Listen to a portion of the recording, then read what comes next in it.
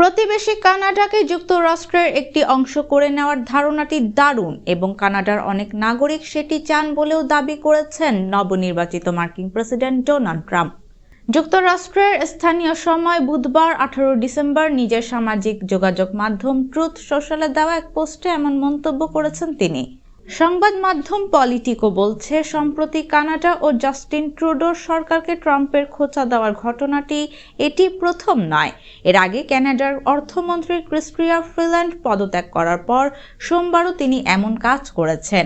সেদিন truth সোশ্যালে Trump লিখেন, অর্থমন্ত্রী পদত্যাগ করায় মহান অঙ্গরাজ্য কানাডা হতবাক হয়ে গেছে, অথবা গভর্নর জাস্টিন ট্রুডো তাকে তার পদ থেকে বহিষ্কার করেছেন।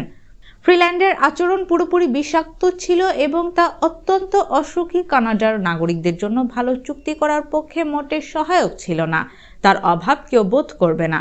নভেম্বরের শেষের দিকে ট্রুডোর সঙ্গে বৈঠক করার পর থেকে কানাডার প্রধানমন্ত্রীকে মহান অঙ্গরাজ্য কানাডার গভর্নর ডাকা শুরু করেছেন ডোনাল্ড ট্রাম্প।